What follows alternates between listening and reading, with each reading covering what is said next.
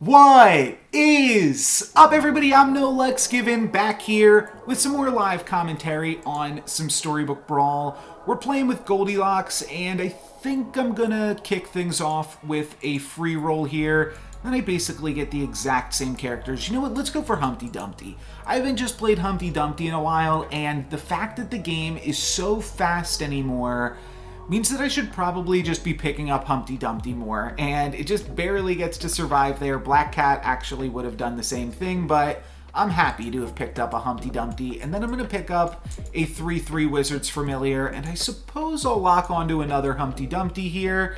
Wasn't planning on trying to go full Humpty Dumpty, though once you have one, it makes sense to pick up another one.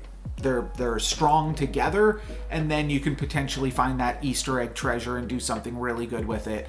It's not particularly any more effective on Goldilocks necessarily, but still just strong for the early game. And maybe that's where we have to retool, because the games haven't been going fantastically for me. They were going really good at the start. Ooh, baby, but now they're back to going great. Okay. I was going to say, there was a little bit of a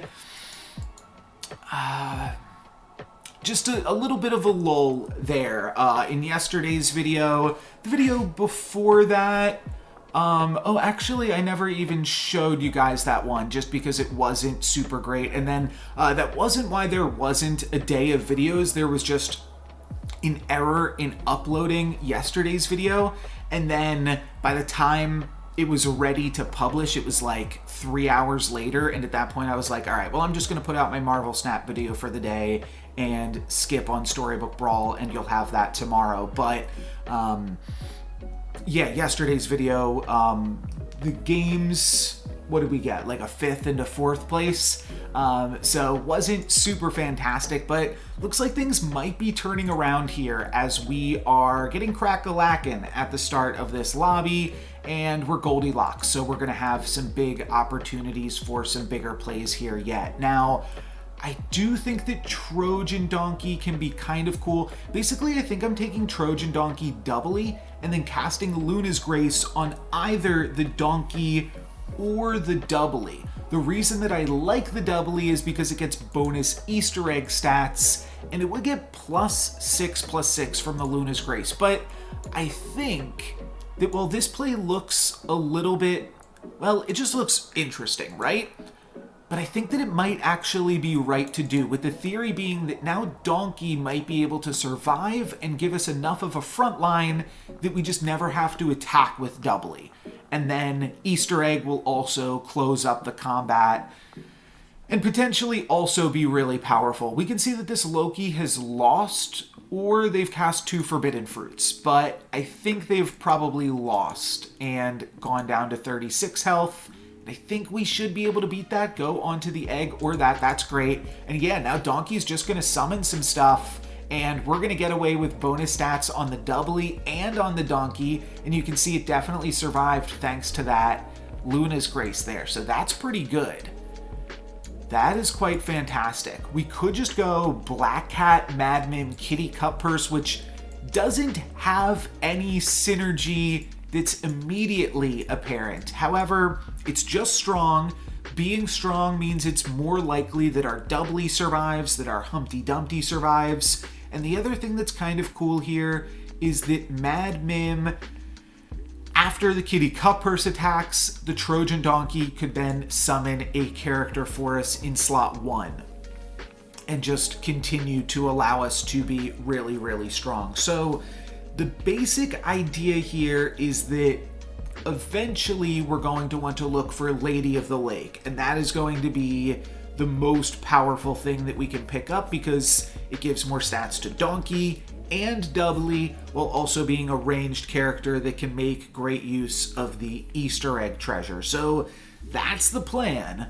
We'll see if we are able to pull it off and how long we can continue to win streak against the rest of this lobby. But I guess as long as we have this Humpty Dumpty alive, that means we're undefeated. Trojan Donkey currently summoning here, so very unlikely to give us any more Mad Mim activations. And unfortunately, Doubly doesn't survive, but we still get away with a bigger Humpty Dumpty, and then Turkish Delight is actually exactly what we want to see. Winds up being a little bit awkward to buy XP on X.2 as Goldilocks, but we still get to roll here and then purchase one thing because we get that bonus 2 gold from leveling up. Now, Fairy Godmother, not super synergistic with the board, though does pop up Humpty Dumpty and Trojan Donkey and some potential things that Trojan Donkey spawns, but I think that it's just Amy to kick things off here at least. Again, it's a ranged character, which works really well, but now I'm almost thinking of something like this, potentially.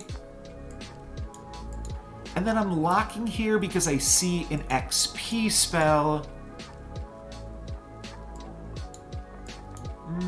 Oh, that's kind of interesting too.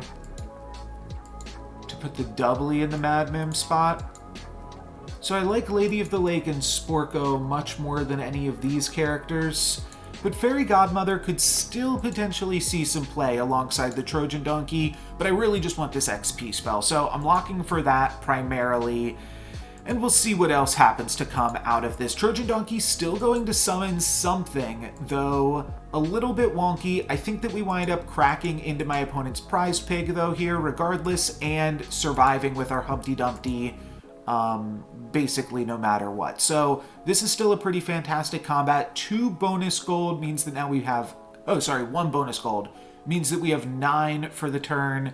So 3, and then if I sell off 2 more things, I will have enough to buy the Fairy Godmother and 1 other card. So I guess we figure out what we're selling. Probably not selling the donkey. The Wizard's Familiar is awkwardly pushing to be bigger than the Doubly. Though maybe selling both. Does it make sense to frontline a Fairy Godmother, though? I guess I'm frontlining Amy, despite maybe my best intentions here, and then I'm playing a Gingerbread Knight and a Fairy Godmother. I don't love the Gingerbread Knight, considering we are at 40 health, right? But I think just playing a 9/9, like, just trying to be that much stronger. The order doesn't matter here, right? No, I don't think it does. All right, let's do this. Just using that on the Doubly, and then just trying to be as strong as we possibly can here. And then next turn, we will have 11 gold for our 5.0. So that's going to be enough to pick up 2 characters, and then we'll potentially lock onto another one, maybe cast a spell. We'll see what comes of all of this. Good combat RNG for us to start this one off, and just a Trojan Donkey to deal with. So that's going to be a win and another growth onto Humpty Dumpty. Growth is maybe not the right word to use. That sounds a little bit weird, but okay, Humpty Dumpty plus Shoulder Fairies. That's kind of fun. And then we pick up like Southern Siren to make use of, or to give Shoulder Fairies more attack. That's definitely a ton of stats. Oh, Fairy Godmother with the Baby Bear, though. I cannot pass that up, can I? I was thinking Baby Bear's like okay with Mad Mim, but I was missing the fact that it's insane with Fairy Godmother. Not something that I will typically try to make use of. And then we have to figure out, I mean, these are both mages. All right, camera's done. So there is some small incentive to try to play Aeon. And what's also kind of silly, I don't want to just spend all of my next turns picking up this entire shop, but I think that I might at the same time, because trying to grow Aeon as my character with attack, and then Humpty Dumpty as my character with health is kind of cool for the shoulder fairies of it all. So I might try to pursue that for a second here, see where it goes. Unfortunately, Aeon did not grab the sleigh, so that's a little bit unfortunate. But if this Papa Bear can... well, I guess actually the Papa Bear already attacked and survived. So Amy gets a bonus there, which is kind of surprising for a frontline character to be able to grab that bonus. And now, I think I just grabbed shoulder fairies because it's huge. We could do this. Amy starts to look a little bit more awkward. Maybe we do it like this.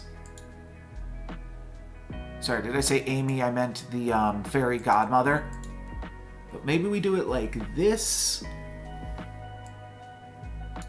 Pick up the shoulder fairies, and then I think we have to grab 9 Sea Terror. So I'm going to take some damage here. I'm already above 40, so we can afford to take some damage here. I'm kind of joking when I say that. To pick up 9 Sea Terror and just give Aeon and our other mages a little bit of bonus stats. I like the Southern Siren. I think that it's powerful, but I kind of want to just try out this weird hodgepodge of a comp for whatever it is giving us right now. Next turn, I get to pick up another Aeon, and then the Aeons grow themselves, and that's just going to continue to make shoulder fairies large and continue to allow us to keep alive this Humpty Dumpty. This is currently 4.2 right now, and a super, super aggressive... I'm not going to get ahead of myself here. We might not get the win, but things are looking promising as they currently stand. Aeon does not get the sleigh yet again, but this baby bear, like I said, is just a ton of stats that I think can carry us a pretty good amount of these combats here. We do lose the Amy, so no bonus hits on that, but we're still growing the Humpty Dumpty. Slowly but surely. I guess Princess Peep is also kind of cool, but I'm not going to worry about that there. Okay, another shoulder fairies I think I do want to try to grab.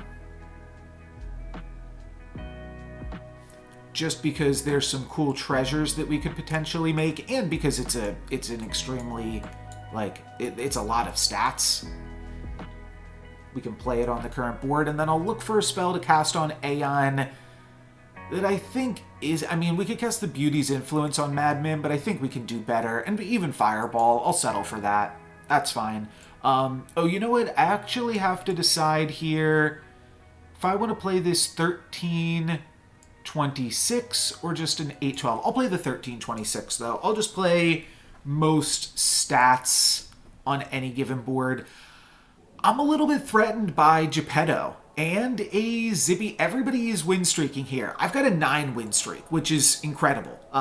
That's the biggest win streak, I mean, that you can have at this stage of the game. We have not lost a fight. So I'm hoping that we can keep this win streak for as long as possible. Half of the lobby is going to be dead going into 5.1. So an incredibly aggressive game. And that is potentially where we're at right now in Storybook Brawl. I am nervous.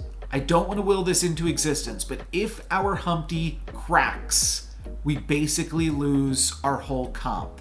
And Geppetto is a hero that could potentially do you dirty like that. We don't get the sleigh with Aeon, but we also don't have our fairy godmother get attacked into, which is like a comparable amount of stats. So I think we're okay, and I think we're going to be able to hold off all of these sheeps here. It's pretty close, but we survive with the Humpty Dumpty still intact here. Going into 6.0, now we have the opportunity to pick up some level 6 characters, and none of these are really what we're currently doing. It does seem like we're kind of a summons comp, but Shoulder Fairies used to work really well with Echowood, and now it doesn't. I don't know. It feels bad to just not pick these things up. But at the same time, it kind of feels like that's where I'm at. I almost just want to pick up the pair of 2020s or something, And we don't need this, obviously. We could get rid of Amy, though maybe we get rid of Madman, because I think we're going to get rid of some of this other stuff here. And just, like, play this for a second. Let's see. Okay, well, Ashwood Elm's kind of the opposite of what we're meant to do here, because we just rolled past those Echo Woods. We're definitely nowhere close to even being in a comp, which is very awkward. Love to cast some spell, but I don't know. We're just going to walk out of this one spellless.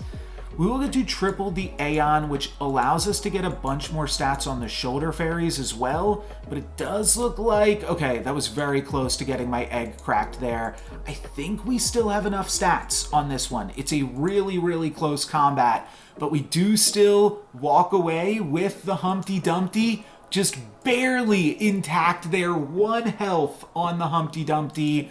Wowie. Wowie. All right, let's triple the Aeon. That's going to give me a lot more stats on everything.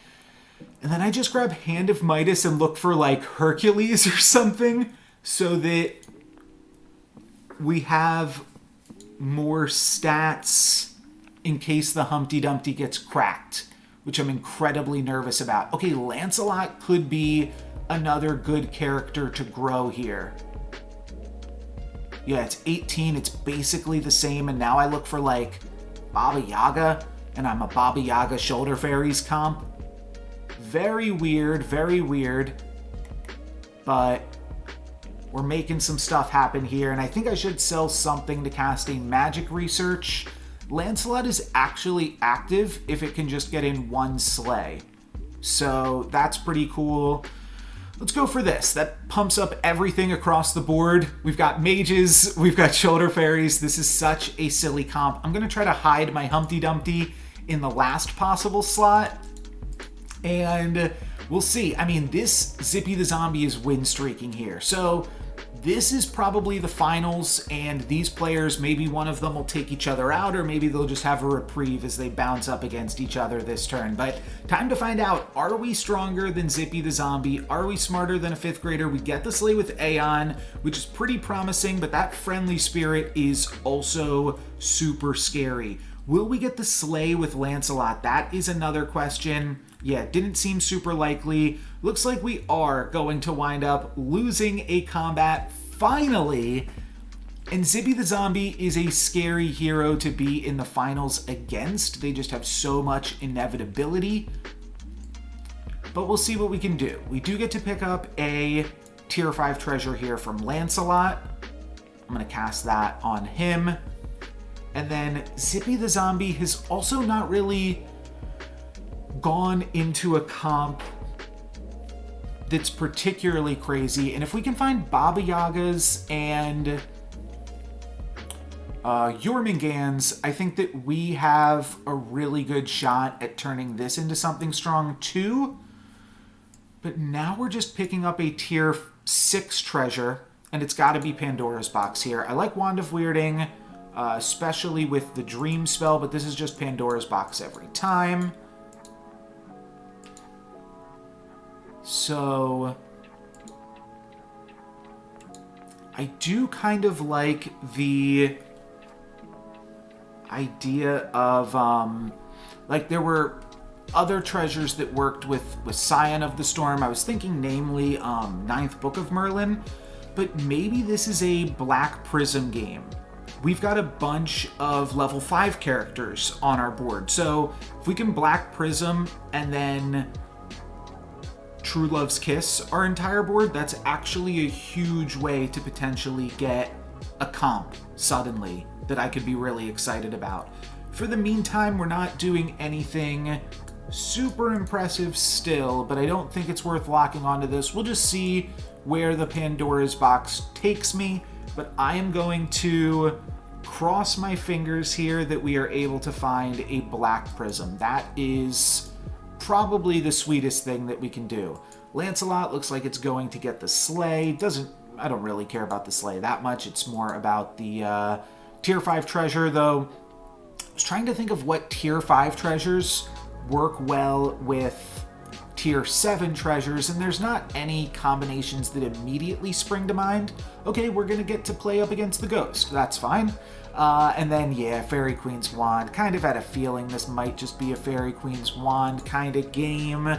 We are just playing tempo, so this is kind of our punishment for it.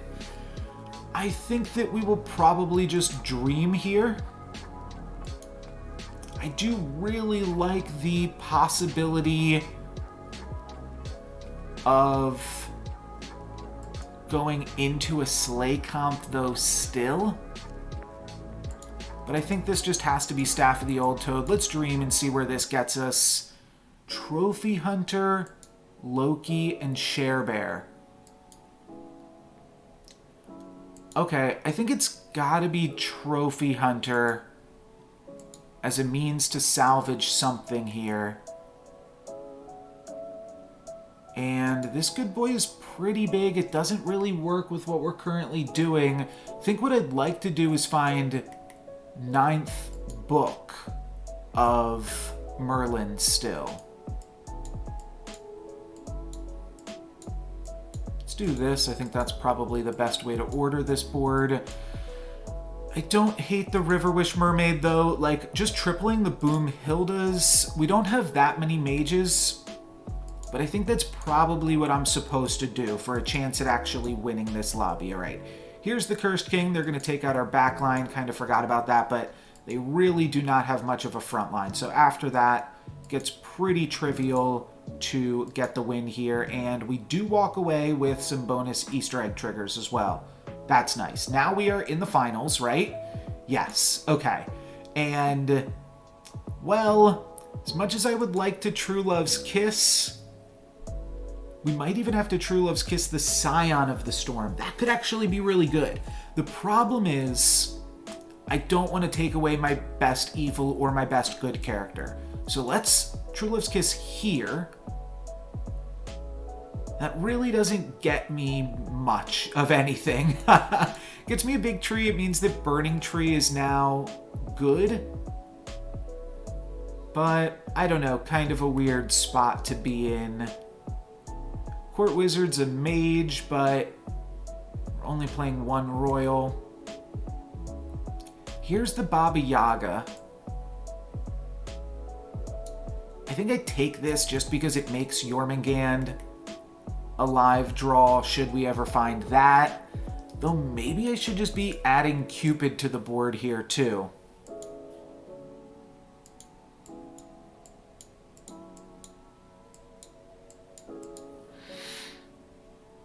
Sell off, I don't know, I almost want to sell off the Baba Yaga at this point, but I'll hang on to Baba Yaga, I think, here still. My opponent did have like a somewhat small front line. Maybe this is still good enough to play. And then I'm still going to sell off this and this for Cupid, which I think can give me a good opportunity to scam my opponent. But I think the only way that we can win from here is to find 9th Book of Merlin, because my opponent is just going to be too large. All right, looks like we need to frontline this Cupid too to have any sort of a shot. We do get the Slay with Aeon, though. That doesn't actually help me grow. We get the Slay with Lancelot, though. That's nice. And then Cupid, yeah, there's no universe where Cupid can do enough for me here. It could make the Echo Woods trade with each other, but we're not even going to get that. Okay, so we take 13 down to 6, and we just got to go full scam at this point. So we'll see what we can get into. We can triple the Cupid. I don't think that that is worth doing, though. I think we just want to find, like, Rotten Applewood here. Let's grab the Rotten Applewood. Probably just... Well, I'm almost not even playing Shoulder Fairies at this point. This is bigger. I guess that's how we have to look at it, that what's bigger, the Ashwood Elm or the Shoulder Fairies, and play that one. I'll finish off with the free roll. I would buy a Medusa here. Do I want another Rotten Apple Tree? Maybe. Yeah, maybe. The Rotten Apple Trees are actually a lot better than they even initially appear because they get the bonus 80 attack from Ashwood Elm as well. So I probably just sell off this bench and pick up a rotten Applewood. Okay. Do you have to debate between Lancelot and Boomhilda? That's tricky. Sell out of Lancelot and play the ranged mage. I think that's potentially better for us. I don't know if this Aeon is a little bit too awkward. My opponent tripled up on the Echo Wood, though. That's gotta be great for me because now we just have to scam one single Echo Wood. So I think that's pretty good. The fact that my opponent is committed to Monkey's Paw also means that they are just more likely to get scammed here by the Rotten Applewood. And okay, my Applewood's attacked too soon, so that is going to mean that we cannot scam, but Cupid could still get a scam here. No, actually it can't. We lose. All right, well, still a really good showing. I think that Zippy the Zombie just has way too much inevitability in the end game, but we were able to win streak for like 10 or 11 on this one, so that definitely felt good, and maybe this is the new era of Storybook Brawl. I keep saying it, and you know, at the start of the season, I was able to get lucky in a few different games and try out some big things, and I think generally if I'm playing without live commentary, I will still prefer to just go for big things because it doesn't matter if it doesn't happen, but I did kind of want to just mix it up a little bit here and show an experience of somebody that is trying to grind out that rating to get to Mythic. That's going to be it for me today, though, guys. Thank you very much for watching. I guess also this Fairy Queen's Wand could have landed us in a little bit better of a spot, but for today, that's going to be it for me. I'm No Lex Given. Peace.